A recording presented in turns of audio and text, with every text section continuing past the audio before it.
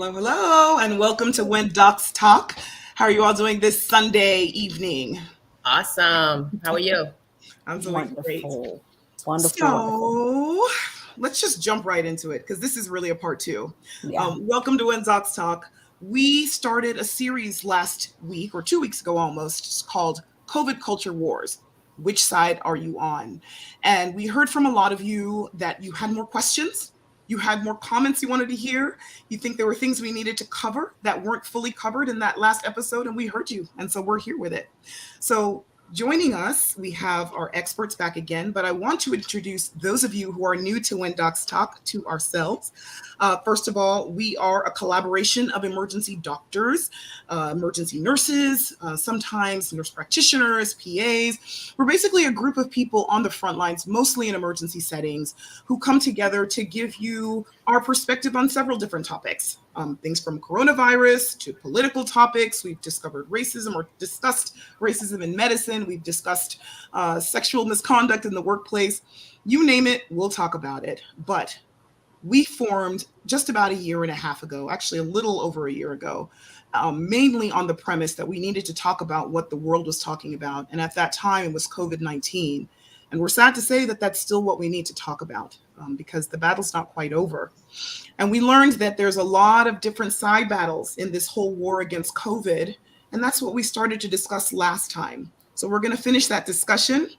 I am a DDung EPE-APO. I am an emergency physician, board certified in emergency medicine, but also in internal medicine. I am living here in Atlanta, Georgia, but I hail from Miami, Florida, by way of Nigerian parents. And so I'm happy to be here, excited to talk with you some more, and I want the rest of my crew to let you know who they are. Hey guys, I am Yolanda Harrison Lloyd. I am a board certified family medicine physician working in an emergent and urgent care setting. I am from New Orleans, Louisiana, by way of Arkansas. I have a wonderful husband and almost 2 kids. Like, she is so ready to come out. Y'all just don't know. And I'm happy to be here with these ladies to continue to address some questions today. All right. Hey, my name is Natasha Morgan. Everyone knows me as Morgan. I'm a registered nurse here in the Atlanta area. I hail from Brooklyn, New York, of Jamaican parentage. I am so happy to be back today to continue this very important conversation. I'm looking forward to it. Bring it. All right. So for those of you who are joining us again, and even for those who are here for the first time, we are on Facebook, we are on YouTube, and on Instagram. Please like, share, subscribe. And let's talk a little bit about what's going on, because we always like to keep our pulse on what is going on in terms of these numbers with COVID. So Yolanda, what's going on?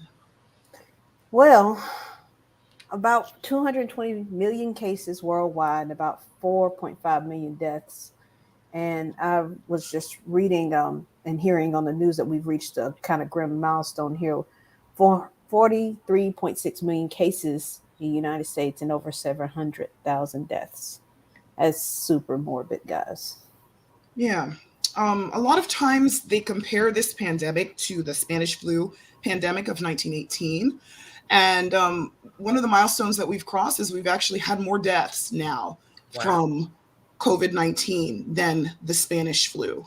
So that's a milestone. And as we mentioned last time, I want to also bring up again, at this point in the pandemic, 1 in 500 Americans have died of COVID-19.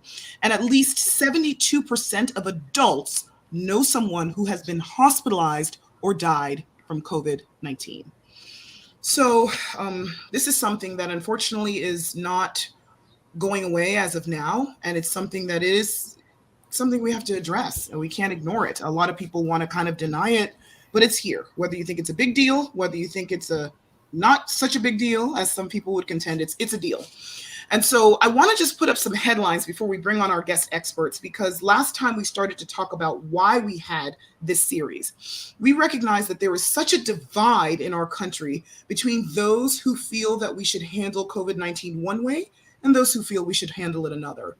There are side battles, if you will, about masks, about vaccines, about vaccine mandates. there's been pretty much a battle about every social aspect. There's been battles about lockdowns and so forth. I mean, there's just so many differing opinions. And so what we want to do is we want to share ours as people who are battling it on the front lines, but also make sure that when people make their opinions about these side battles, that they're based in sound knowledge and facts. You know, we may not agree on how to interpret the data. We may not agree on what that means we should be doing, but at the very least, we should agree on what are facts, numbers, things that we see. So let's just talk about what's going on. Last time we talked about some crazy headlines. Since a week and a half ago, these are some new headlines. So there is a doctor who was talking about how he's lost over 100 patients to COVID, and some are denying COVID-19 from their deathbeds, basically saying they don't believe him when they're told that they have COVID and that they are not doing well with COVID, sometimes about to die from it. I personally have experienced patients who have all the symptoms of COVID-19 and who are in denial that they have it too. Have you all run across that too? Oh yeah, they don't want to be swabbed because the swab gives them COVID. In their estimation, right? So that's what they're saying. Obviously, the swab does not give people COVID, but that's what they feel for some reason. Some other headlines that kind of caught my eye. A Texas man actually was asked to wear a mask and stabbed the person who asked him to wear a mask in the restaurant. In the same vein, in Canada, not in the US, but to our neighbors in the north, a man punched a nurse in the face multiple times after his wife was vaccinated for COVID-19, evidently against his consent, although adults do not have to consent for the vaccine. There have been several kind of vigilante treatments and anti-vaccine groups who are pushing that patients leave ICUs and leave hospital care, citing that they should try less approved treatments, including treatments like inhaling hydrogen peroxide.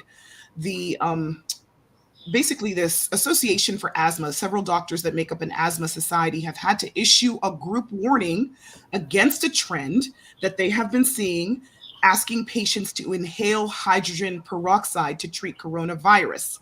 The fact that they had to come out and say that is a problem in and of itself.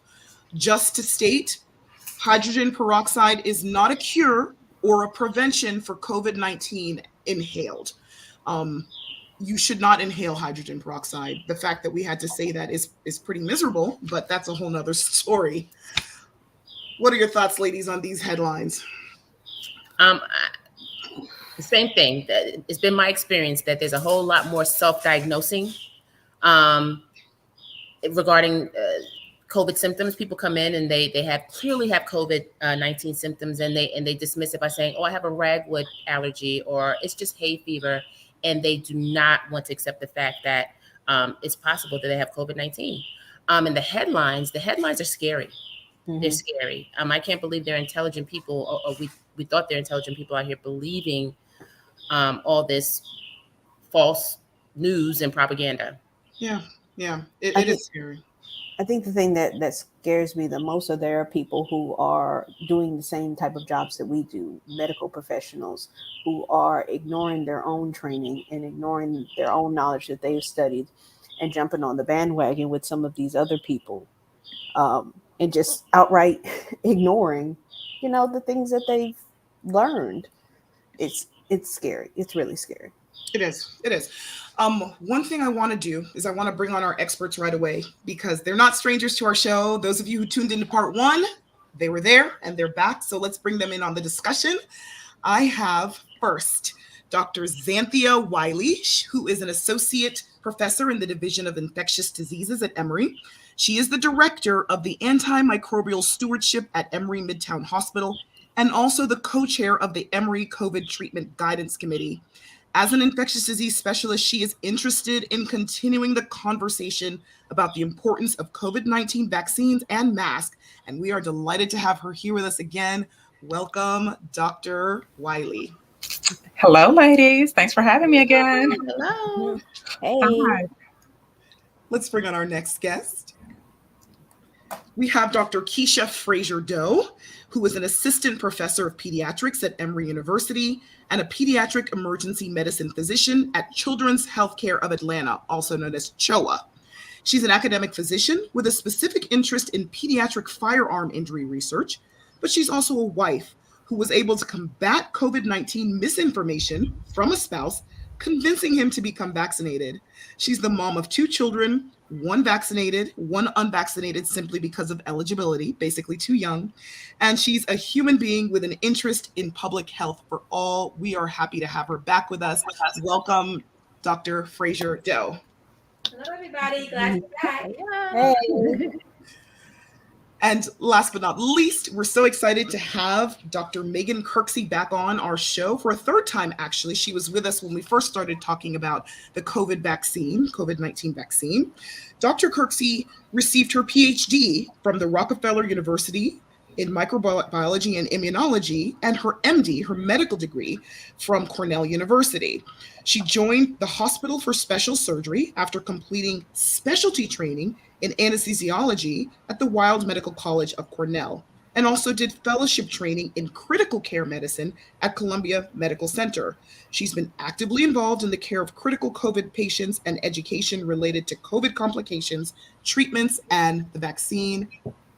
We'd like to welcome Dr. Megan Kirksey. Hi. Welcome, welcome. Good to be back. Good to have you back. So, last time we didn't get to talk about this a lot. We vaguely talked about healthcare providers and how we kind of felt under attack. And there was a question about, or comment, it might have been from one of our guests that we had who were opposed to the vaccine, talking about how they don't feel it's fair that nurses have to lose their license or their ability to practice or lose their jobs. And so many are quitting. And so I wanted to talk about nursing shortages.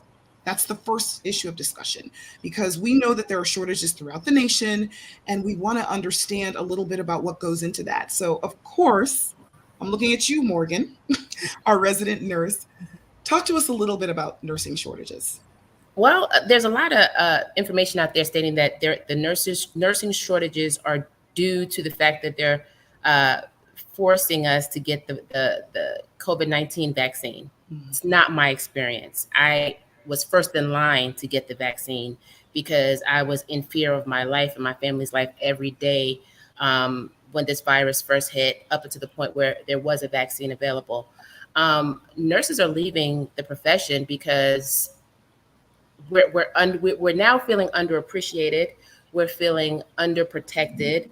A lot of facilities are compensating their nurses for working in COVID-19 wards and just giving nurses extra pay for having to deal with these critically ill patients.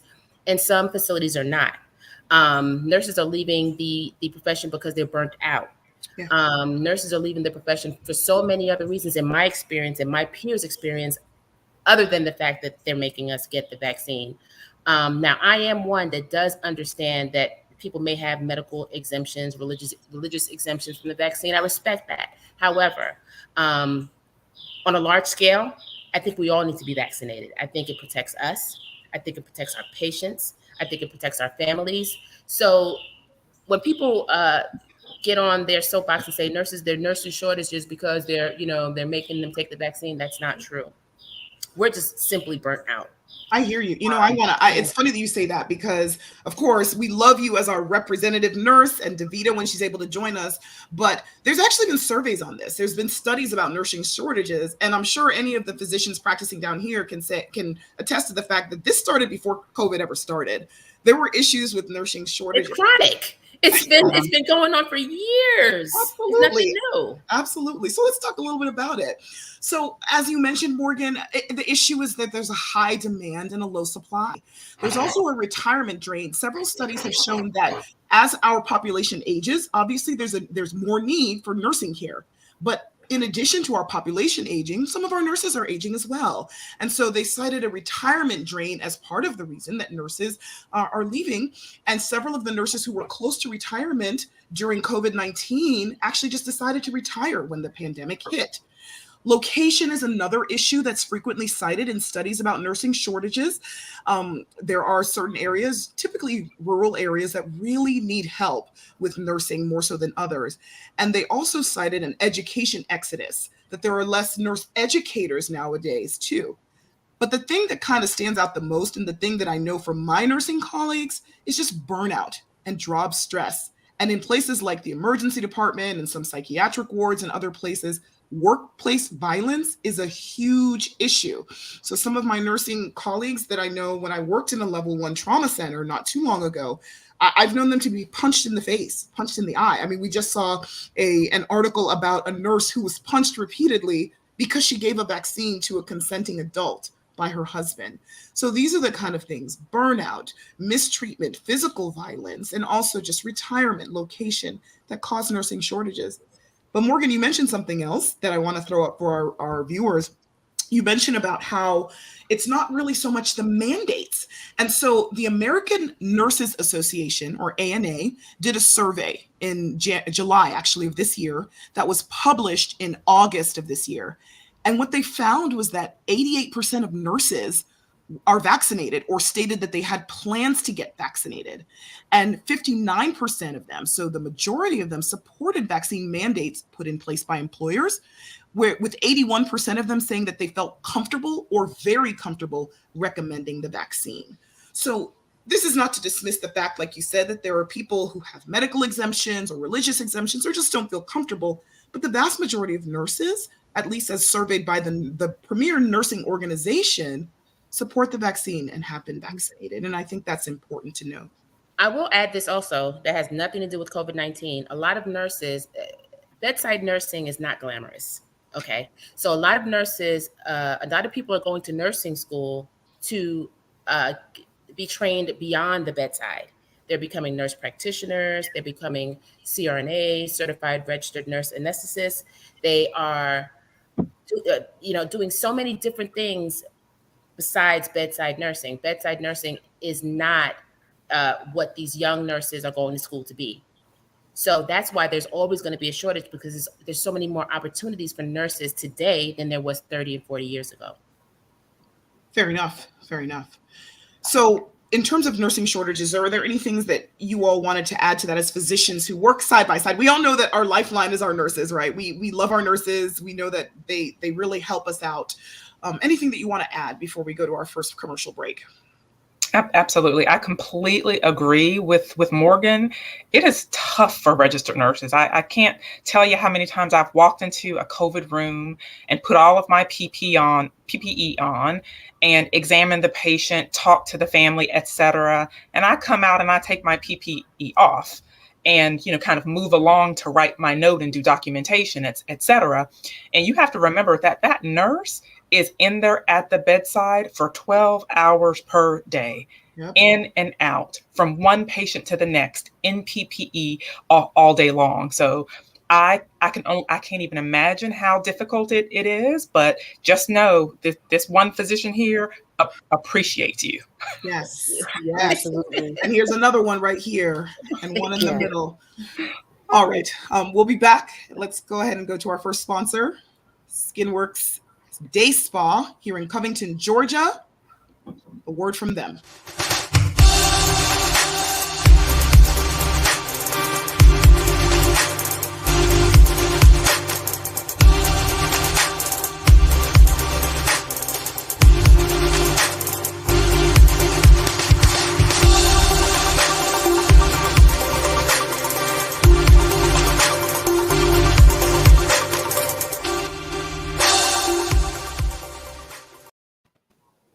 All right. So we're going to talk about vaccine mandates now, because last time we got to talk a little bit about the vaccine, but we really didn't talk about vaccine mandates. And actually, I think it was you, Dr. Kirksey, Megan, that mentioned that there is a big difference between physicians who support the mandate versus just supporting the vaccine. Tell me what you meant by that. It's just an interesting position to be put in as someone who has a lot of background, a lot of understanding, and strongly supports vaccination, to be alongside administrators who are making decisions and governments who are making a decision about who is required to get one and when. And I think that there are subtleties and nuances. I think everyone at least has some premise of religious exemptions and medical exemptions, but those are pretty limited. And there are people who have very strong feelings against vaccination, Sure. who do not meet the criteria for a medical exemption or a religious exemption. And on a population level, it makes complete sense to have a mandate. You're going to need to have a large proportion of any population, and with COVID, it's going to need to be in the 90s, 95% to have a really strong impact, right? And so the question is, how do you get there if you can't get there with education alone? Right? So we've had very strong education efforts across the country for about 10 months now, and large swaths of the country where the vaccination rates are still 50, 60%, and those healthcare systems are being swamped. And I can't think of another way out other than mandates that are going to protect the vulnerable and protect the healthcare workers and the hospitals. If you're working in an area where there's 90% vaccination already, or in a hospital where there's 90% vaccination, what does it mean to have a mandate for those 5% who are still resisting? And I think that's where it gets a little sketchier, because the population-based benefit may not be as clear in that setting, right? So I think it's a bit of a nuanced conversation. I understand why there are mandates. I think they're probably necessary in most places. I think there's some places where it may cause more. I think for some people, it's honestly a little bit traumatic To be mandated? To be mandated when they have very, very deep-seated feelings. Yeah, save that thought, because I've heard that a bit, and I want to talk a little bit about that, because you use the word traumatic, and I think it's really it's important to really look at how people perceive the mandates, because sometimes it's more so the mandate than the vaccine itself that is dividing people. I want to hear a little bit about, actually, before we do that, I want to get a little bit of a sense from our crew here today, how many of you support vaccine mandates? I support vaccine mandates. I think depending on where the person is working at, I would support it probably most of the time. I think that if you have very low risk for exposure, I may not be as apt to support it, but I'd say probably more likely than not, I would support it. Okay. All right. I want to bring something to our audience attention, because I think when we're talking about mandates, we kind of have to look at historically how they've been perceived, and what's been going on with mandates in this country, because they're not new, right? So let me just put this up here. I want to read a quote to you about something going on. As the disease and death reigned around them, some Americans declared that they would never get vaccinated and raged at the government efforts to compel them. Anti-vaccination groups, propaganda about terrible side effects, and corrupt doctors. State officials were trying to ban the mandates, and people tried to make fake vaccination certificates to evade inoculation rules already in place. Sounds familiar, right? You would almost think we were talking about today. We've heard about people faking vaccine cards and so forth. But it turns out we're talking about the years 1898 to 1903. And we're talking about smallpox. So let's just briefly talk about the history of vaccine mandates. In 1777, during the Revolutionary War, George Washington actually immunized his troops against smallpox, but he actually did it secretly in a process called variolation, which was made popular by a minister and scientist, Cotton Mather, where they take a little bit of the pox and spread that and give them kind of a milder infection, which ultimately immunized them. Well, some years later, in 1796, the British scientist Edward Jenner actually developed a much safer method of immunization using cowpox, and he created the first smallpox vaccine. So later on in the 1850s, the United States passed laws requiring smallpox vaccinations for school children, and the government also statewide, sometimes even forcibly, vaccinated prisoners and orphans. So this is going back all the way to the 1700s, 1800s, and then moving into more modern times. So listen to this. Sometimes the battle over vaccination led to street battles, with the police confronting crowds who were enraged by attempts to, quarantine entire neighborhoods or to forcibly remove sick children from their homes. One Milwaukee newspaper described one such confrontation in 1894, saying that mobs of German and Polish women armed with bats, potato mashers, clubs, and bed slats were attacking health department officials and stoning guards. This was always a hot topic. Always a hot topic. Guess what also happened back in the day? People went to extraordinary lengths not to comply.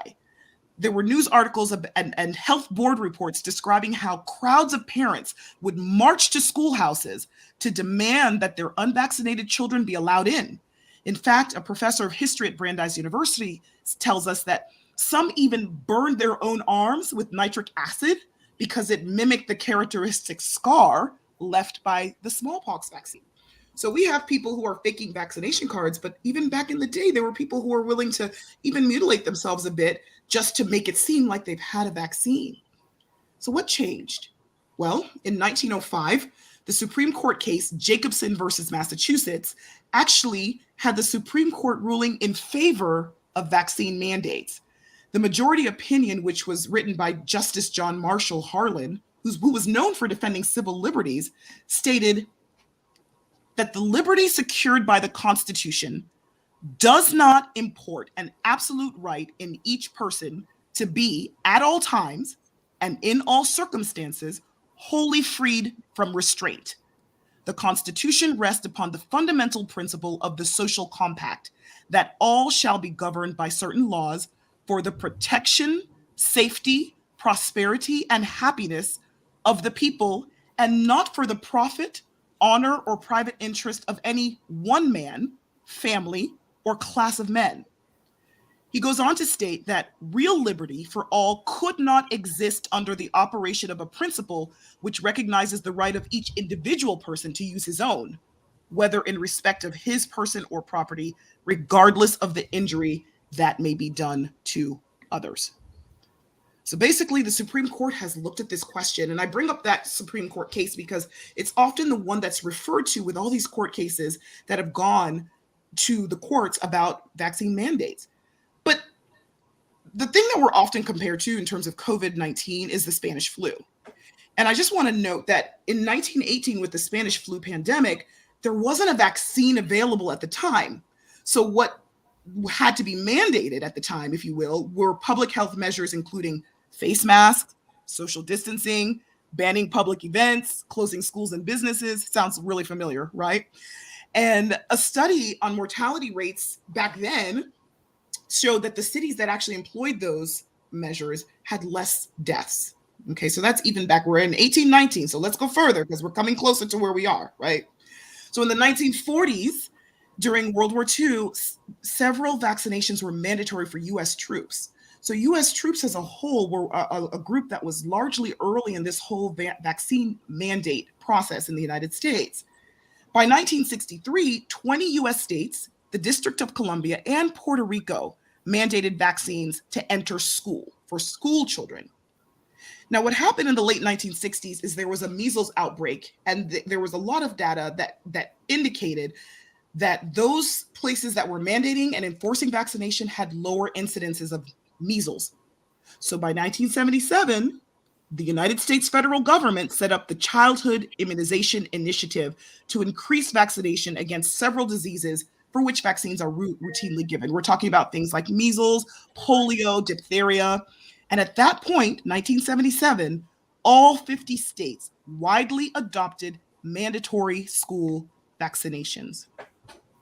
Now, coming a little closer, since 1977, it's important to know that we've had mandated vaccinations and that many of the diseases that we mandated vaccinations again were eradicated or completely, or largely, I should say, contained. Things like polio, we don't hear about in the United States because as of 1979, 2 years after states' mandatory vaccination, it was eradicated in the United States. But in February 1991, there was an outbreak of measles in Philadelphia where 5 children died. And there's been a rise in the anti-vaccination movement for the past few years that has caused certain diseases that we haven't been seeing to rise again. David Oshinsky from the Wall Street Journal says it seems that the vaccines did their job too well because they had erased the tragic evidence of why they were needed in the first place. So I only go down that trip down memory lane to show that we've had vaccine mandates. What's different now? Keisha, tell me. You're a pediatrician, pediatric emergency medicine. What's different? Well, I don't really think there's nothing new under the sun. I think that's actually what all of your research has shown and all the history has shown. I feel that part of it is that people have the ability to do their own research, and then they come across sources that are not validated, that do not have credible information, and they will come with anecdotal information. I spent 15 minutes of my life that I cannot get back the other day trying to convince a mom to get a tetanus vaccine for her daughter who had a dog bite to the face. And as we know, you need to have, it's a dirty wound, and I was worried about that. And she had heard so much information, so much false information that she'd researched on so many different sites, and it never really looked at any place credible. And I feel like that's part of it. Okay. How about our infectious disease expert? What's going on now? What's different with vaccine mandates now? It's not new. It's been since, the Revolutionary War. The governments and people in charge, even schools, have been telling us we need to get vaccinated. Why the uproar now? Or is it just this more of the same? So what I think is a lot of this is increased access to misinformation. Like tons of access to misinformation. We didn't have Twitter and Instagram and, social media 20 years ago. And, there's a really, rapid ability to get misinformation. It's almost easier to find something that is non-credible and not real, compared to something that is real. And honestly, this isn't just a United States issue, with respects to vaccine hesitancy. In 2019, pre-COVID, the World Health Organization listed vaccine hesitancy as, one of the top 10, global threats to health. And a lot of this is it's misinformation, unfortunately, because just like you said, we've had vaccine mandates forever. Flu vaccine mandates in the healthcare setting. None of this is new. And also, I think there's just a lot more mistrust of government, especially in the United States, over the past several years. Even though we have a new president, like a lot of the damage that has been done over the last 4 years with respects to trust is still, kind of embedded in what's going on with COVID right now. Absolutely. Absolutely. Just within the past 4 years, we've had presidents get on national television and say that doctors are making money from COVID-19.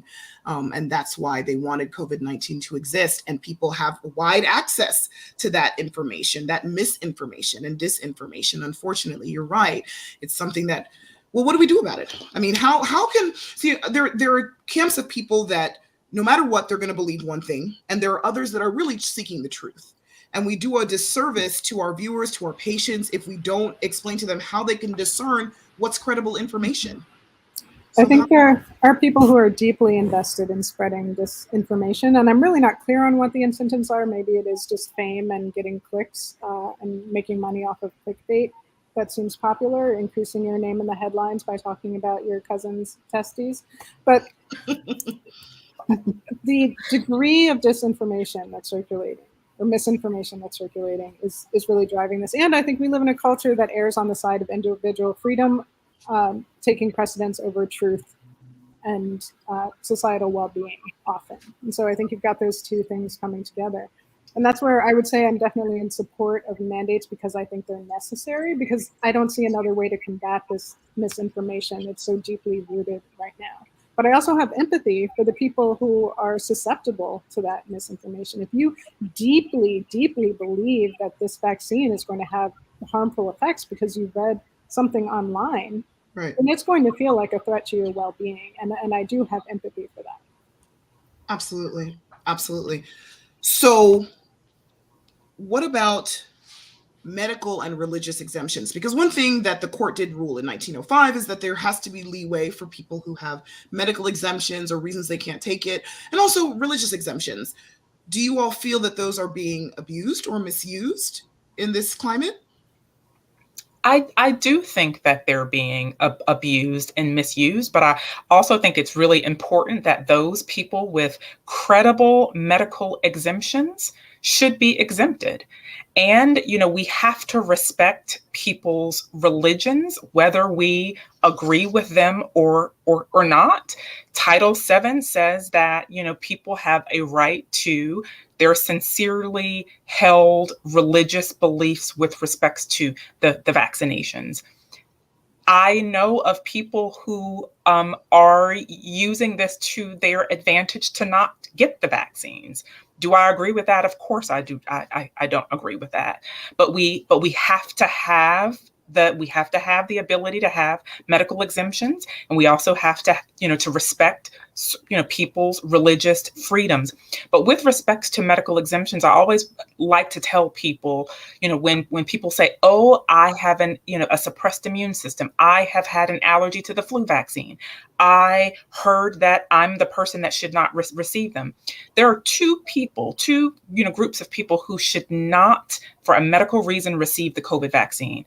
It's number one, if you got the first dose of the 2-dose series and you had a severe reaction like anaphylaxis, you can't breathe, you're short of breath, your blood pressure drops, it's that person, or someone who has had a severe allergic reaction to a component of these 3 FDA approved vaccines. Those are contraindications, but not, I didn't tolerate the flu vaccine five years ago, or I have an autoimmune disease. So those aren't contraindications, which means that you cannot get it. And those are not reasons for medical exemptions. Okay, great. I want to just have a quick break, and we're going to talk a little bit about the vaccine, because you all mentioned there are people who have legitimate fears about it, and we want to leave a little bit of room for Q&A and dispelling some myths and misconceptions. Okay, so we'll be right back after this break. Actually, this is TK H2O IV Hydration and Wellness.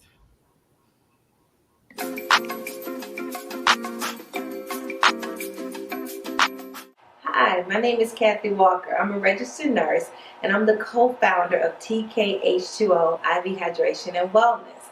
This company was started after working many years in the emergency room and seeing so many people come in with dehydration related to sports, flu-like symptoms, weight loss surgeries, sickle cell, hangover, and many other conditions that requires the IV fluids. As we started this company, we realized that many Americans not only are dehydrated, but they're also vitamin deficient. I noticed patients were coming in for dehydration, and then they were also vitamin deficient. So we decided to add vitamins to these drips to help people with focus, energy, muscle repair, headaches, and boost immunity. And it also supports with chronic illnesses. TK-H2O is here to restore, revive, replenish, and rehydrate. Follow us on Facebook and Instagram at TK-H2O Drip. To learn more about our services, go to our website, www.tkh2odrip.com. We did not invent IV hydration, but TK-H2O made IV hydration better.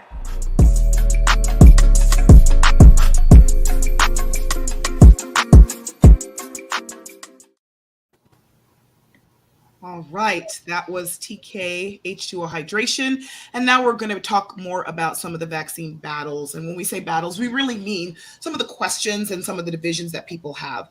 So we started off to talk about the vaccine mandates, and we kind of went through the history of it. Many of us are in support of vaccine mandates. I'm in support of it personally in certain environments, especially a healthcare environment. There are other things that are mandated for us. We have to take flu vaccines, etc. But I fully respect religious exemptions and true medical exemptions. So my question for all of you, and I'm going to throw it out to our resident infectious disease expert first, is what about all of these websites that say that there are tons of deaths from the vaccine itself, more so than COVID-19? What's your answer to that, Dr. Wiley? Okay, so my answer to that is always go to the place that has the correct, credible information.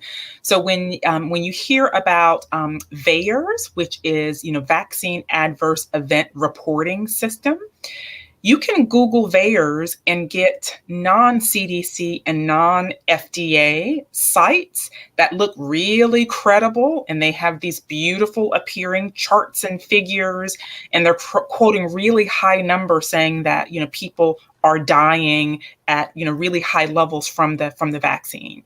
So what I want everyone to know is please Google VAERS CDC or VAERS FDA if you want the accurate information. So again, misinformation, very easy to find. I Googled it myself before this show to see what popped up. Sure. And literally what comes up is the credible sites come up, but the non-credible sites are right below them. And if I was not in healthcare and if I was not an infectious diseases specialist, it would be really difficult for me to know which is which. So I know that there are a lot of people out there who are kind of, still reluctant with respects to the CDC and government and the FDA. I am a supporter of the CDC. Okay, their information is credible. Yes, it is, governmental run, but that is where the accurate information. So what I would recommend is also going to the CDC's website, because I think people assume that it's all kind of healthcare lingo, but there are wonderful areas on the CDC site that is for patients, for non-medical professionals, easy to read, information that you can even share with your colleagues and family members. So just do your best to do due diligence with respects to finding credible information. And also, if you want credible information and you don't know how to find it, email or reach out to your primary care provider and say, hey, what sites would you recommend that I go to? Because it may be best to go to the American College of Gynecologists if you're pregnant, right, or the Pediatric Society if you're concerned about your child, or in the Infectious Diseases Society if you want to hear about just more general information. So ask for help if you're not sure where to go. Your physician and your doctors can help you out with that.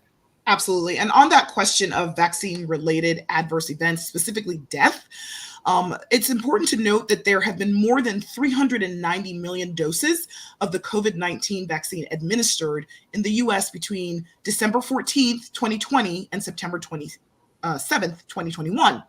And of that, there were 8,164 deaths recorded. That's 0.0021%. Now, it's important to note that the FDA requires healthcare providers to report any death after COVID-19 vaccination, even if it's unclear that the vaccine was the cause. So that means if there's even a suspicion, it would be reported. But that's just facts and stats. And if you don't believe that, then sometimes you believe what you hear in terms of stories, anecdotes. So I want to ask you all, how many of you know someone who's died of COVID-19 itself? Yeah. All of us, right? All of us. How many of you know somebody who's died from the vaccine, supposedly or reportedly? Nope. I mean, it's not to say it doesn't happen. I know someone who died who was vaccinated, but it was not from the vaccine. It was from natural causes, which is what they kind of talk about on the site. When you really think about it, a large percentage of the people who are vaccinated early are all over 65. So we know the life expectancy obviously goes down as you get older. So I would posit to look and see a lot of these patients are older and they were going to die from natural causes anyway. Fair enough. Fair enough. So that's vaccines and death. I want to talk about. Can I say one more thing about that also? Please. Even if you don't quite believe those numbers, I know some people are quoting the VAERS numbers as being underestimated. They're saying it's twice as high as what you just showed. 15,000 people have been reported to have died after the vaccine. And even if you go so far as to attribute all of those deaths to the vaccine, which we just said you cannot do because there are a lot of those people were dying anyway, but let's say that all of them were caused by the vaccine.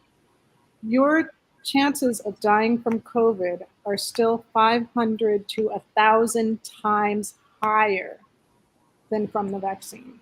So even if you don't believe what other people are saying about the VAERS data being inaccurate, if you take those raw numbers as being the truth of the deaths caused by the vaccine, you're 500 to 1,000 times more likely to die from COVID. Fair enough. Fair enough.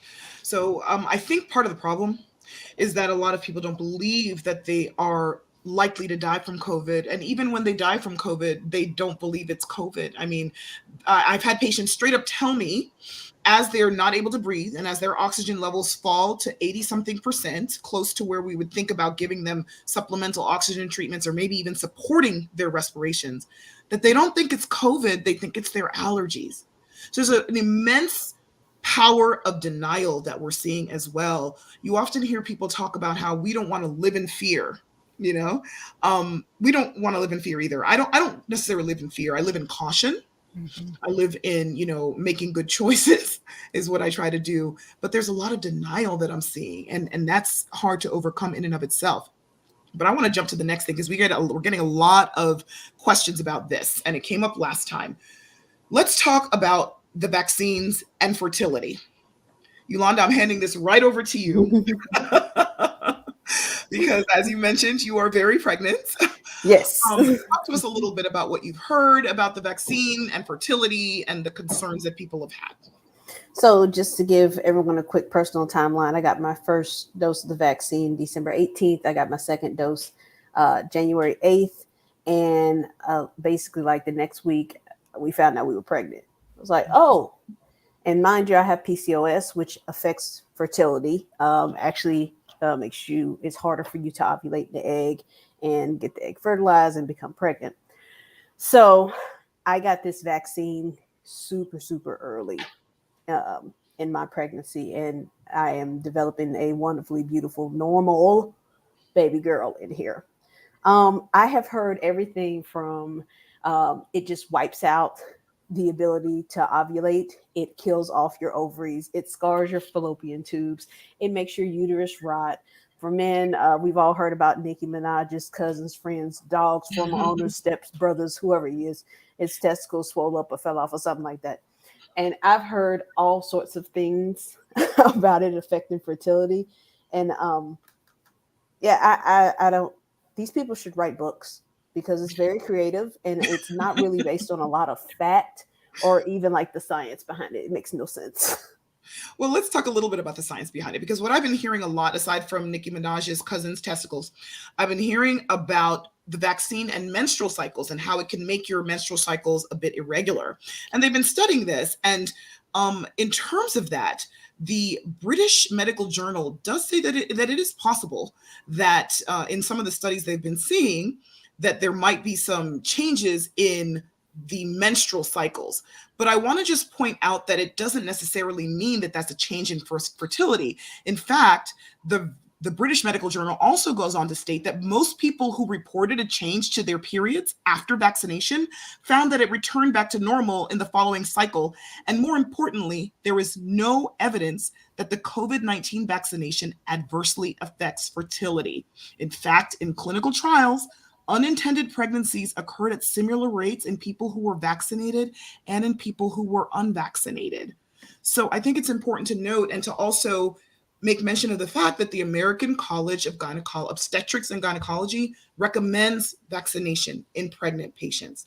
Pregnant patients do very poorly with COVID-19 itself. If you get COVID-19 and you're pregnant, it is a very strong risk factor for bad outcomes. And so we really need to consider that when we're talking about this and talking to patients. Speaking about the Nicki Minaj issue, it's important to note that the vaccines work and they're safe. The New England Journal of Medicine has mentioned it and looked at randomized double-blinded trials of many, many participants, greater than 30,000, and found mild to moderate reactions. The COVID-19 vaccine, contrary to what you may have heard from your cousin's friends, boyfriend, does not cause infertility, does not cause testicle swelling, although we have seen some instances of testicle swelling and things like that with COVID-19 itself. It will not destroy your marriage. It is safe in pregnancy. but COVID-19 disease itself, like we said, can cause all of those things that people are scared of. So I think it's important to look at those things, to acknowledge people's concerns. I mean, that's a huge, big concern. I've heard people say, and I'm going to give this to you, Dr. Keisha, that I'm really worried about giving it to my child because I'm scared that he may not be able to have children later on, or I'm scared that it might cause problems with his heart. That's another thing that we often hear. What are your thoughts on that? So the vaccines are safe. There's lots and lots and lots of studies that have actually shown that they were safe. They did studies in lots of children, over 3,000 children in the Pfizer trial that is now sending their data to the FDA. So that is actually not something that I'm worried about. Future fertility cannot be affected by a vaccine that drops off a little bit of information and then leaves, if you kind of understand how the vaccine is actually works. So that's not possible. And honestly, vaccines have been given to children for years. You know, most children in the United States, over 90%, and in some places 95% are actually vaccinated with lots of different vaccines safely. So as a pediatric emergency medicine doctor, I always tell people that pediatricians are very gung-ho vaccines. I will say that my pediatric emergency medicine colleagues were running to get this vaccine was offered. I like Dr. Yulee, got mine on exactly the same dates. Because I know vaccines work, and there's long history of diseases that we've been able to prevent, not see, eradicate because we vaccinate. Right. Which unfortunately we're seeing some of those because, you know, the anti-vaccine movement didn't start with COVID-19, as we well know. And so we've had other, vaccines that have been contested, and we're unfortunately starting to see diseases, like you said, that were eradicated that are now coming back. But let's talk about another thing that's coming up on my feed here, and that's about standard therapies. Okay. We have had several people ask us, is hydrogen peroxide okay? What are standard therapies?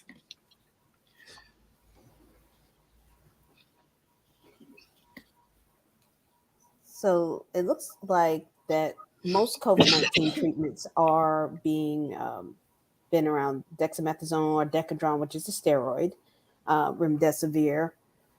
Then there are two monoclonal antibodies listed there, which I will butcher if I try to say right now. Okay, telling y'all right now. So what I wanted to do about that, there's a lot out there. What I want us to discern, what are we using in the hospital and why? And what should we not be encouraging? Okay, so we threw up some of the standard therapies. Please, our Director of Antimicrobial Stewardship and Infectious Disease Expert, tell us what's standard, give our audience a little bit of information about what they do. And then we're going to talk about some of those controversial ones that we hear people running for: ivermectin, hydroxychloroquine, and also even nebulized hydrogen peroxide. We'll talk about why those are not good ideas to consider. So take it over, please, Dr. Wiley. Absolutely. So the four groups that were just shown. So number one is Decadron or dexamethasone, which are steroids. So the horrible thing about COVID is it causes a significant marked inflammatory process in your body, especially in your lungs. So the benefit of receiving dexamethasone, and I want everyone to know that this is a treatment that is used for patients with severe COVID who are in the hospital, decreases that inflammatory response. And the wonderful thing about it is it's one of the few medicines that will decrease what we call mortality, which will decrease the likelihood of you dying from COVID. And steroids have been around for decades. We use them for asthma and a lot of other processes. So steroids are, first line. That is what you're going to give someone who is in the hospital. A lot of you have heard about remdesivir also. That is an IV antiviral medication that is given as well. Most of the time, in addition to dexamethasone. And what we know about this is it decreases and shortens your time in the hospital by several days in trials. So most patients in the hospital will receive that combination, dexamethasone plus the remdesivir. Now, there's a subset of people who let's say they're in the hospital on the regular floor, but not, critically ill necessarily. So the baricitinib and the tocilizumab are what we call immunomodulator modulating agents. And what they do is they are even more potent anti-inflammatory agents. And these medicines are already being used in people with cancer and rheumatoid arthritis, et cetera. And the baricitinib is a pill and the tocilizumab is an IV infusion. So if you're on the regular floor and your oxygen levels are getting worse, and let's say we're having to transfer you to the ICU, at that point you may be on the dexamethasone plus the remdesivir, then plus the tocilizumab. Now, the wonderful thing about monoclonal antibodies, the vast majority of the time, those are given before you are sick enough to come into the hospital. So, perfect. So monoclonal antibodies are usually for, you have to be 12 years or older, a certain weight, and this may be the person who's at a higher risk of progressing to severe COVID, someone who's really overweight with diabetes, heart disease, etc., where we know you have COVID, but your oxygen levels are not low, you're not sick enough to come into the hospital. These monoclonal antibodies can help prevent you from progressing to severe disease and prevent you from coming into the hospital. So most of the time, the monoclonal antibodies are given before we're trying to prevent you from going into the hospital. So those are, our primary agents. What I want people to know is with respect to ivermectin. Okay, these are not FDA approved medications for COVID. Okay, and the doses that people are receiving are high doses, and people are getting them from veterinary hospitals. It is unsafe. But what I want people to know is that there are trials being done safely, monitored trials to see if there is a role for them. We don't have the results from those trials back. Oh, this is just perfect, Dr. Dede. So there is totally insufficient evidence for this. Hydroxychloroquine, I can't tell you how many trials have been done on hydroxychloroquine. It does not work, okay?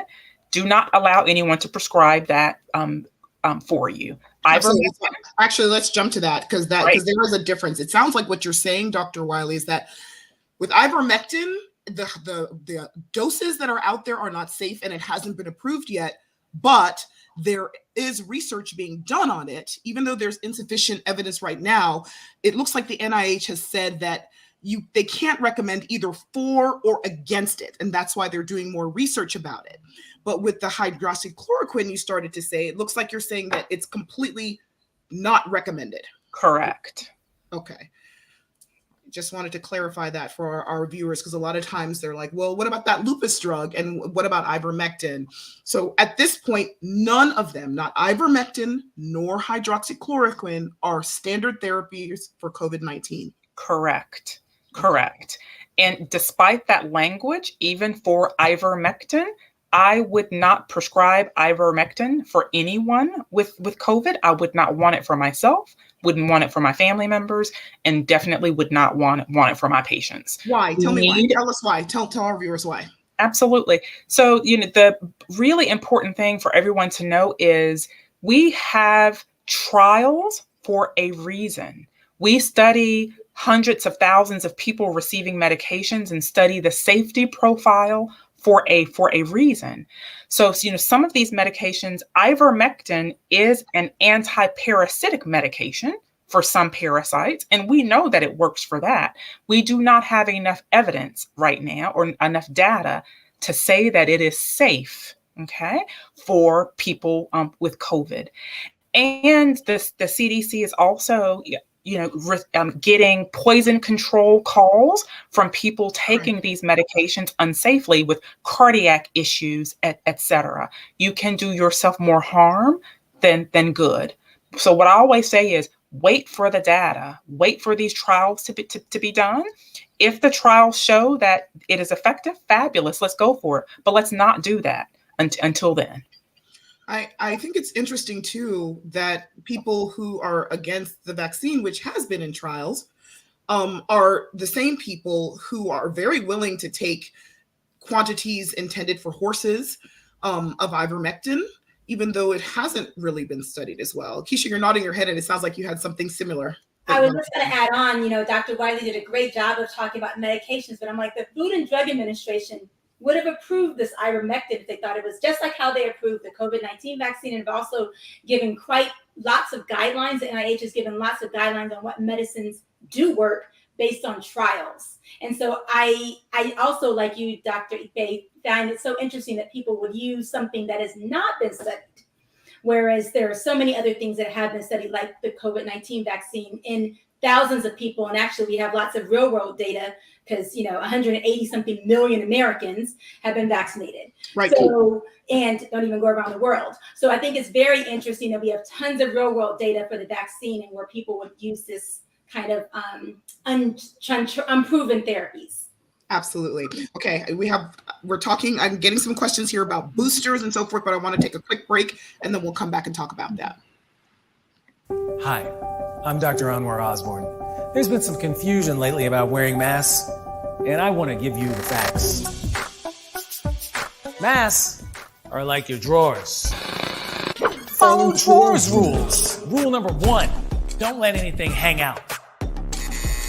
Nothing should be peeking out of your drawers ever. None of this.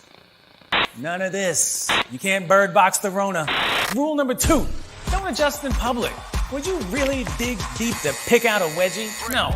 Don't adjust them in public with your hands. Your hands carry germs. Wash those nasty things before you put your mask on and before you take it off. Rule number 3, keep them off the table. When you go to a restaurant, would you just casually toss your dirty drawers on the table? I don't need your Fruit of the Looms next to my guacamole. No bueno. Rule number 4, wash them or be nasty. If your mask has more stains on it than the Tupperware you use to store your tomato sauce, you got problems. If it has holes in it, trash it. Wash your mask. Rule number 5, don't swap them. Don't share them with your friends. Hey, bro, can I borrow your boxes real quick to just run in that store over there? I mean, for real, remember the rules. Don't let anything hang out. Don't adjust anything in public. Keep them off the table. Wash them or be nasty. And don't swap them. Most importantly, wear them. Now you know. Don't forget it. All right. Well, I always love that because we are in a stage where a lot of our population, namely our children and some adults too, are not eligible for vaccination. They can't be vaccinated. And so some of the few things we have to prevent them from getting COVID-19 are things like masks, social distancing, hand washing. And so we always like to encourage that. We talked about it on part 1. We're going to say it again on part 2. Masks do work. There have been several studies, real world application, classroom application that show that wearing a mask does help to slow the spread of COVID-19. And so Dr. Anwar Osborne, I always love how he tells us how to wear them properly. But let's go back to the vaccine questions, because another one that I get a lot before we talk about boosters, we can't not talk about boosters. I'm getting a lot of questions about that. Why do we have to take a vaccine if there are treatments for COVID-19? I always think this is so interesting because we kind of all know that prevention is better than cure always. It's always better to prevent something from happening than actually having to risk the treatment. I always think this is interesting because I'm thinking like, when I get into the car, I put on my seatbelt because I'm preventing myself from getting injured in the car. So I always find it's interesting that people are not willing to take something to prevent themselves from getting sick, but they want the risk that the treatment is going to be better and that the side effects, the time off of the work, the cost to their family, the spread of the disease, the cost to society, the cost of their insurance bill, and you can go on and on and on. But those are my thoughts on why I feel like better to do the vaccine. Prevention is always better. Right. Prevention is kind of under attack. I feel like there are several people who have said in public health, because I also, somebody who studied public health, and I feel like in general, it's always a hard sell. There's a lot of social and behavioral science that goes into the epidemiology of diseases, and we have to acknowledge that, prevention is harder, right? For a lot of people. Sometimes you have to be inconvenienced in general, in any disease, right? You have to do things that you naturally don't want to do or not do things that you naturally want to do. But prevention, as you mentioned, is always best. But historically, and I'm going back to history, this is a history show, I guess, a little bit, people have always wanted a magic bullet or that pill to knock things out. So prevention has taken a backseat in the past until we recognize that we need prevention, particularly for diseases that we don't have that magic bullet for or that magic pill. And let's keep in mind that with COVID-19, we don't have a magic bullet or pill. As Dr. Wiley mentioned, the treatments that we have help a lot, but they're not cures for COVID-19. So prevention is important, really, really important. And another reason with prevention with COVID is that the outcome is bad, can be really bad. You know, a lot of people say, oh, but the people who end up, getting COVID and not doing well are older or they're sicker and they're not me. I can tell you I've taken care of a 30-year-old healthy Black man with no medical problems at all, who was working every day the week before, and he contracted COVID. This was pre-vaccine availability, and he came to the hospital and died within 6 hours. So it's not worth it to take that risk when there is something that is, very easy and safe to take to decrease the likelihood. Okay. And also when people say, oh, but you can still get COVID. However, if you were to contract COVID post-vaccination, it is highly unlikely that you will develop severe disease, require hospitalization, or die. Absolutely. And the focus, like you said, is often about death. Or I hear the focus about death. Yes, we all know people who have died from it. You talk about 30-something-year-olds. I have a friend from high school who lost her daughter, 25 years old, and was pregnant with COVID. The baby survived. She did not. 25 years old, dead. We have colleagues at work, 39 years old, dead from COVID. But the focus is always on mortality. And I think because there is a relatively low mortality rate, some people are like, well, it's not going to be me. It's never you until it's you, right? Exactly. But let's also talk about other things like the morbidity, meaning the healthcare, the sickness that goes behind it. Because if you get COVID and you survive it, great. But some people are having long COVID, meaning they have long-term symptoms. There are people I know today who had COVID a year ago who still can't exercise or do the things they used to love to do with their children. And these are, I'm talking about like 30-something-year-old people. Okay, Exactly. Who can't run and see a pulmonologist, and they had zero lung problems before, not asthma, not anything. They weren't smokers. People often say, oh, the only kids that die of COVID are kids that have problems or who are overweight. There's a lot of pointing fingers at heart disease and obesity. And what about that? What about? But the truth of the matter is there are some people that for reasons we cannot explain who are healthy, who are a good weight, who are all races, all ethnicities, all genders, who just don't do well with COVID. And that can mean having long-term symptoms or it can mean death. And I'm so glad that you brought up long COVID because people don't realize how common this is. So everyone, like 35% of people who develop COVID develop long COVID. 35%. So this may be someone who's not hospitalized, not sick enough to come into the hospital, but, just like you say, can't run anymore, or they're having, depression or can't concentrate. And you don't want to have to deal with these chronic symptoms. And we don't have great treatment for these chronic symptoms as well. Even the phenomenon of long COVID, we still have to do studies on it because we don't know too much about it. Right.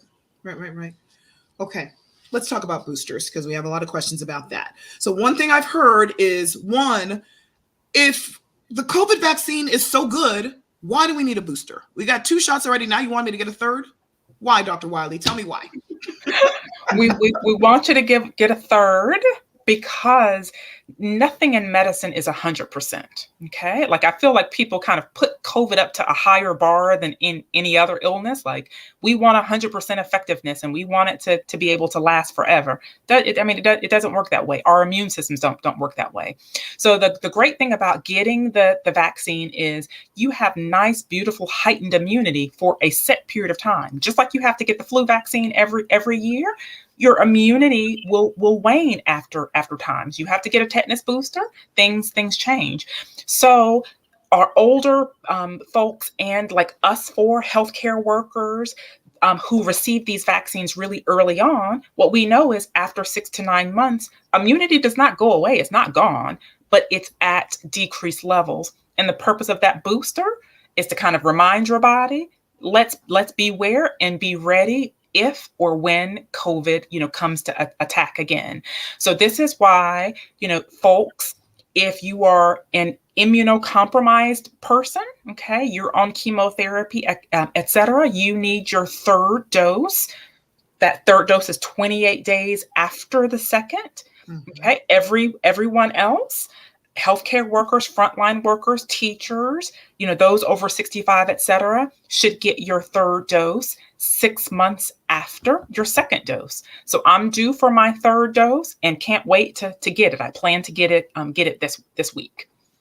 Has anyone had, Yolanda, you've had your third dose. A lot of people, a lot of the viewers are asking questions about what can we expect? Like, is it going to make us feel worse? Is it going to be like nothing? Like, what can we expect with these boosters? I haven't had mine yet. I'm not quite eligible, but I'm getting there. Actually, I'm a healthcare worker, so I think I'm eligible actually pretty soon. But Yolanda, you were eligible because you got yours earlier than I did. And tell us about it. I got my third shot on September 9th. Rationale behind it, that was 8 months after my last vaccine. And as I've already mentioned, goo gobs of time because I can't wait to meet her. I wanted to make sure I had antibodies to pass on to my daughter as well as for my breast milk.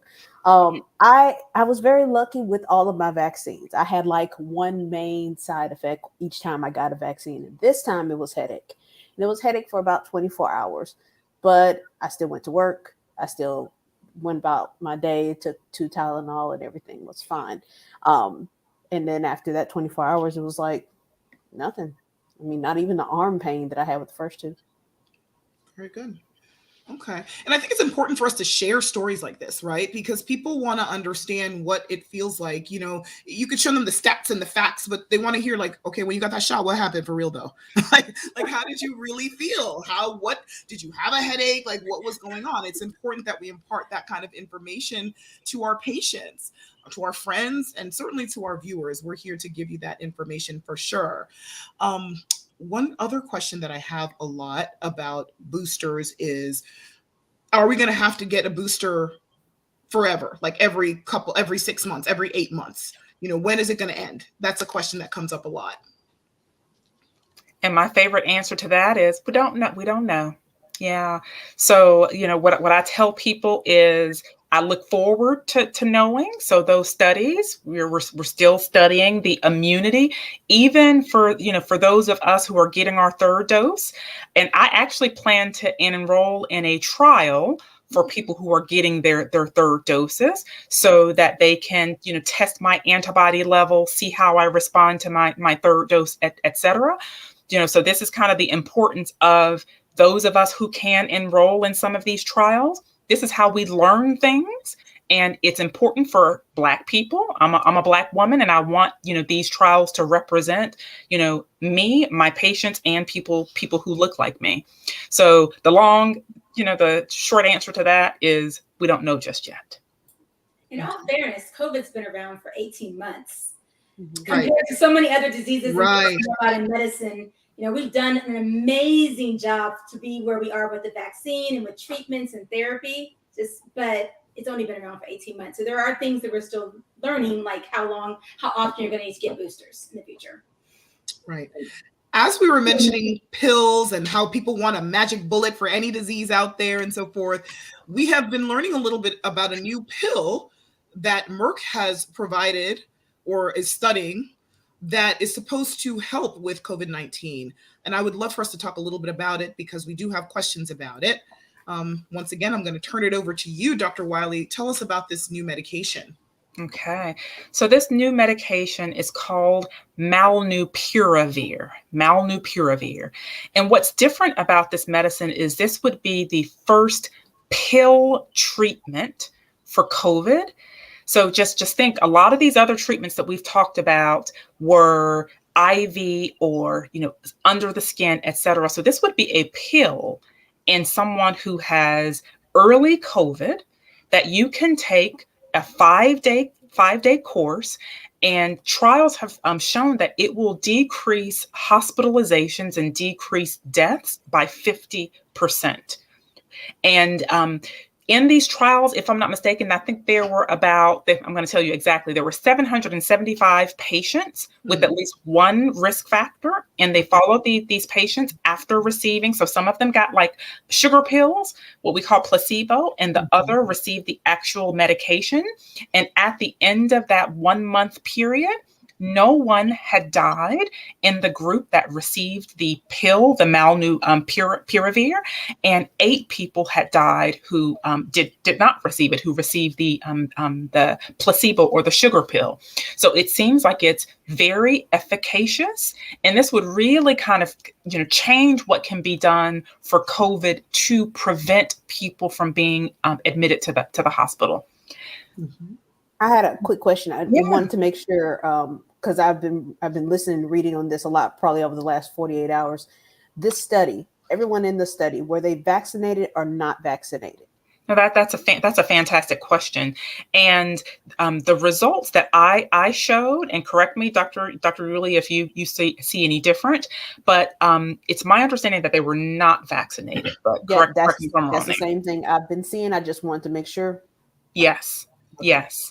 So, so this would, remember everyone, we were talking about the monoclonal antibodies that you can receive to help prevent you from being in the hospital. So these monoclonal antibodies, you have to leave your house, go to a location to get it either under the skin, or we call sub-Q, or IV. If this medication is approved by the FDA, this would be an actual pill that your physician or your provider can prescribe that you can take at home. So this would really kind of change what we're doing with treatment. But I want to make this very, very, very clear. Yeah. This is not a replacement for vaccination. The vaccine. I was just about to say, I'm so glad you said that, because what I want to underscore, I really want to emphasize, is that we want our viewers to understand the different treatments, the different things on the horizon, the different things that have been looked at that we don't recommend. And even the ones we recommend, we still recommend them after the vaccine. And the reason is prevention is key. Just like everything, nothing is 100%. Same with these treatments. Even if there's a pill that helps to prevent severe hospitalization, it doesn't mean that it's going to work for everybody. The vaccine is the best way to really get towards eradicating this disease. Now, Dr. Keisha, you mentioned that, it's only been 18 months. We can't expect that, we'll just totally disappear. I believe, just looking historically, that if you have a disease that kills people at a higher rate, say like smallpox, and that has not had, as robust vaccination, you were able to eradicate it, I think that there's a chance for this. I think that that's what's holding us back is the COVID-19 battles. The different opinions on whether we should get a vaccine, whether we should mandate it, should we wear a mask, why should we have to do that? I think that that's what's holding us back. And so I want to really put as paramount the measures that we know for prevention first. And then after that, the treatment. And I also want to say one other thing about the treatment. It's not everybody who needs and will get these treatments. The vaccine is a lot less expensive. Certainly for patients, it's free. You should not be paying for a vaccine. In this country, if somebody's charging you for a vaccine, there's a problem there, okay? Vaccine, the COVID-19 vaccine is free and should be free.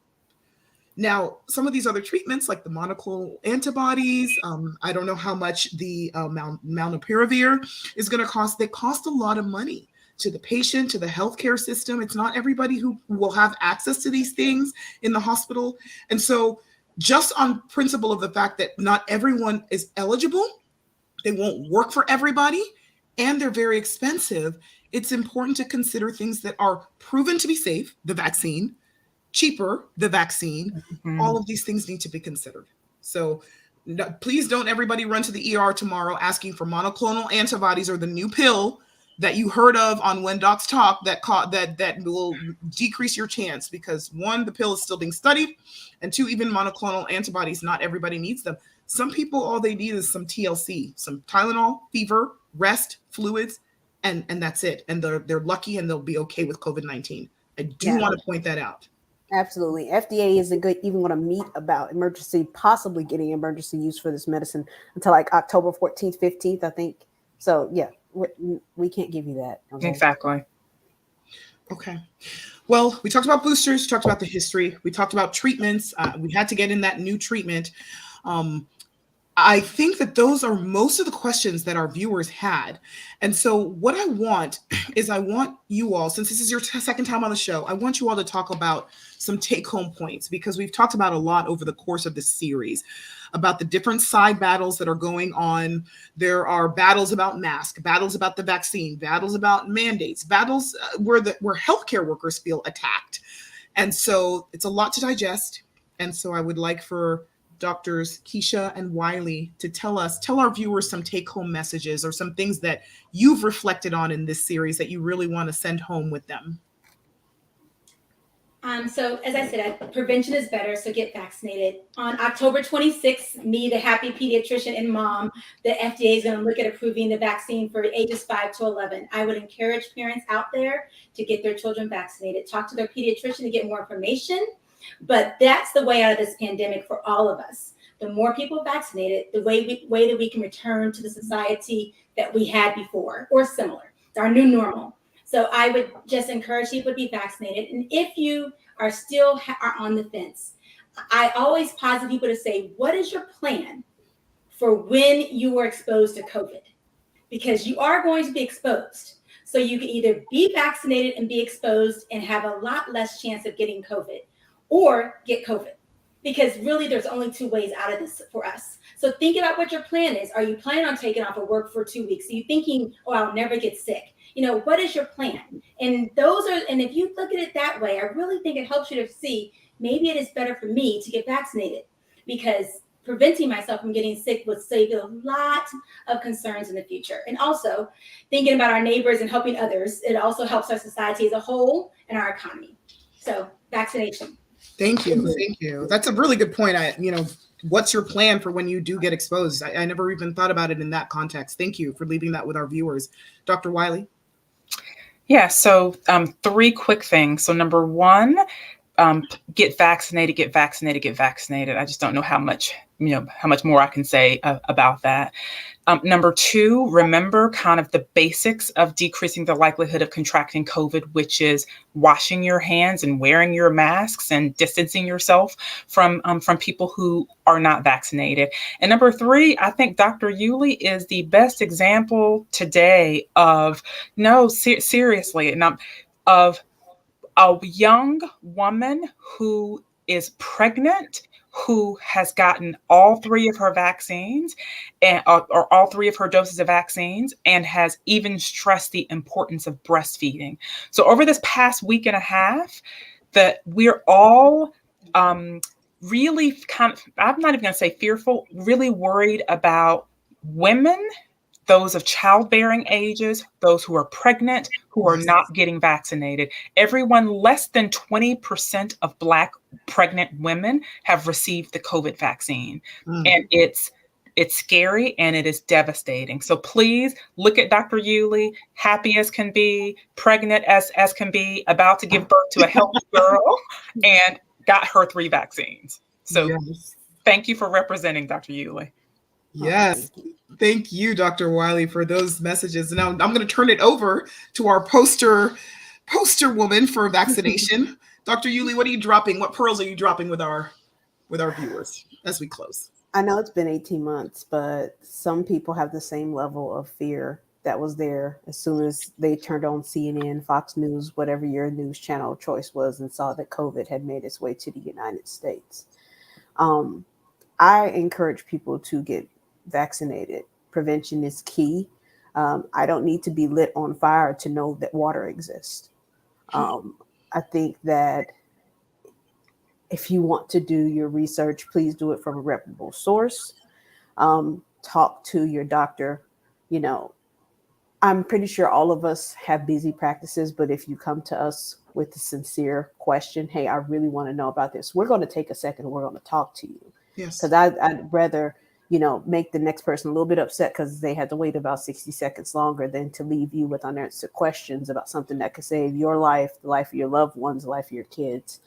And just please keep yourself safe.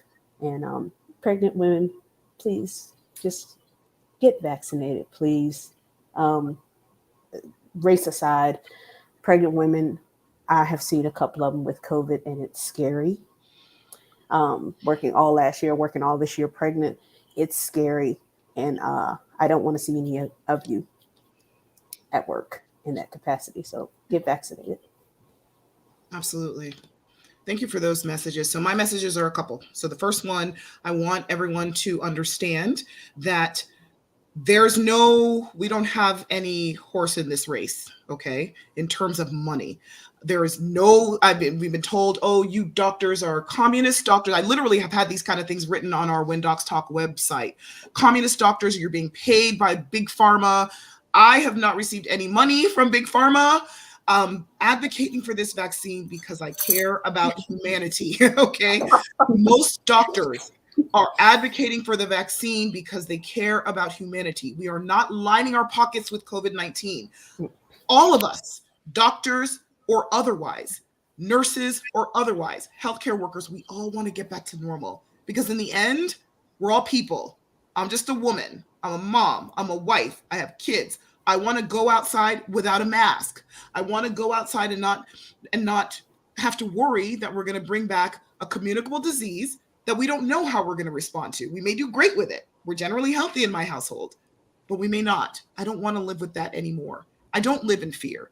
I want to remind our viewers who are watching, who are very much not in support of the vaccine and don't believe COVID exists, that we're not the scared type. As emergency physicians, I'll speak for myself. As an emergency physician, I have opened up someone's chest, put my hand into their chest cavity and squeezed their heart. I don't scare easily. I worked in a level 1 trauma center. So this notion that we doctors and all the people talking about COVID are ruled by fear or trying to spread fear, we're not scared, the scary type, okay? And we're not trying to propagate fear. We're trying to protect people from something that is real, that we know we can do a better job as a society with vaccination, with masks, with distancing. And I believe this can end, and I believe it will end, but it's going to take us working together. And historically, we have done this in the United States with vaccines, with mandates, with common sense public health laws and measures. We have done it, and we can do it again. So I want to encourage people to do just that. We can get back to normal. I believe we can. But let's also clear all the noise. Let's understand that this is not only about COVID. There's a lot of side political battles that are in there that are masking as opposition to COVID or the vaccine. We've had people come to our website talking about, oh, why are you all Black people? What, you couldn't find any white experts? We've had people use the N-word when they're describing us. There's a lot of racism that we've seen in discussions that should have nothing to do with race, because in the end, Black, white, yellow, green, whatever, you can get COVID and you can die from COVID. This is not a race issue. This is not a political issue, because we all bleed red blood and COVID affects us all. So let's stop pretending that this is only about COVID or vaccines. Let's get the politics out of it. Let's get the racism out of it. Let's get the gender issues out of it. Let's get the unseated rage that has just been going through our community, the mental health issues out of it. Because I know it's not only people who have issues with COVID and how it's being handled who are punching people in the face or stabbing them when they're asked to wear a mask. There's something else there. So let's not get in bed with people who have other issues when we're talking about this. Let's clear the air, clear everything out, and make this about COVID and make this better, because we can. Thank you for watching When Docs Talk. We appreciate you. We thank our guest and we thank our expert guests, especially, and our viewers, I meant to say, for coming on for a second time. And I just always say this, I'm going to say it again, be kind to each other out there. And we will see you next time on When Docs Talk. Get vaccinated, be safe. We'll see you next time.